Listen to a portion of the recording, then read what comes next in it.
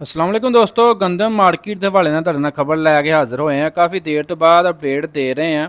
ਜਿਸ ਤਰ੍ਹਾਂ ਤੁਹਾਨੂੰ ਪਤਾ ਗੰਦਮ ਦੀ ਅਪਡੇਟ ਵਗੈਰਾ ਇਸ ਚੈਨਲ ਤੇ ਤੁਹਾਡੇ ਨਾਲ ਸ਼ੇਅਰ ਕਰਦੇ ਰਹੀਦਾ। ਤੇ ਗੰਦਮ ਦਾ ਜੀ ਉਹ ਦਿਨ ਆ ਗਿਆ ਜਿਹਦਾ ਸੀਗਾ ਇੰਤਜ਼ਾਰ। ਜਿਸ ਤਰ੍ਹਾਂ ਕਿ ਮੈਂ ਤੁਹਾਨੂੰ ਦੱਸਿਆ ਸੀ, ਇਹ ਦਿਨਾਂ ਦੇ ਵਿੱਚ ਗੰਦਮ ਮਾਰਕੀਟ ਦੇ ਵਿੱਚ ਸ਼ਾਰਟੇਜ ਪੈਦਾ ਹੋਏਗੀ। ਜਿਸ ਤਰ੍ਹਾਂ ਕਿ ਤੁਹਾਨੂੰ ਪਤਾ ਗੰਦਮ ਦਾ ਰੇਟ ਚੱਲ ਰਿਹਾ 2100 ਮਾਰਕੀਟ ਦੇ ਵਿੱਚ ਚੱਲ ਰਿਹਾ ਹੈ। ਤੇ ਉਹਨੂੰ ਮਲਹੂਜ਼ੇ ਖਾਤਰ ਰੱਖਦੇ ਹੋਏ ਜ਼ਿਮੀਂਦਾਰਾਂ ਨੇ ਭਾਈ ਗੰਦਮ ਜਿਹੜੇ ਡੰਗਰਾਂ ਨੂੰ ਵੀ ਪਾਉਣਾ ਸ਼ੁਰੂ ਕਰ ਦਿੱਤੀ, ਵੰਡਾ ਵੀ ਬਣਾਉਣਾ ਸ਼ੁਰੂ ਕਰ ਦਿੱਤਾ। ਤੇ ਉਹਨੂੰ ਦੇਖ ਕੇ ਮਾਰਕੀਟ ਦੇ ਵਿੱਚ ਗੰਦਮ ਦਾ ਜਿਹੜਾ ਬਹਿਰਾਨ ਹੈ ਨਾ ਅਨਕਰੀਬ ਹੈ।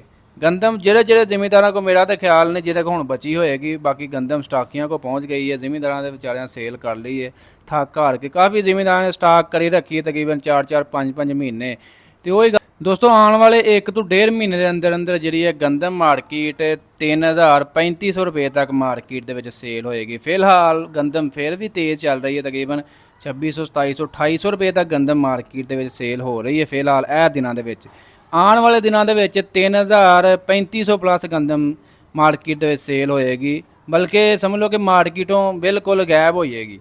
ਕਿਉਂਕਿ ਜਿਸ ਤਰ੍ਹਾਂ ਵੰਡਿਆਂ ਦੇ ਵਿੱਚ ਇਸਤੇਮਾਲ ਹੋ ਰਹੀ ਹੈ, ਡੰਗਰਾਂ ਨੂੰ ਲੋਕ ਪਾ ਰਹੇ ਨੇ ਕਿਉਂਕਿ ਵੰਡਾ ਮਹਿੰਗਾ ਵਾ ਗੰਦਮ ਨਾਲੋਂ। ਤੇ ਉਹ ਹੀ ਆਂਦੇ ਜੀ ਗੰਦਮ ਮਤਲਬ ਵੰਡਾ ਕਿਉਂ ਪਾਉਣਾ, ਅਸੀਂ ਗੰਦਮ ਦਾ ਵੰਡਾ ਬਣਾ ਕੇ ਪਾਉਂਦੇ ਆ।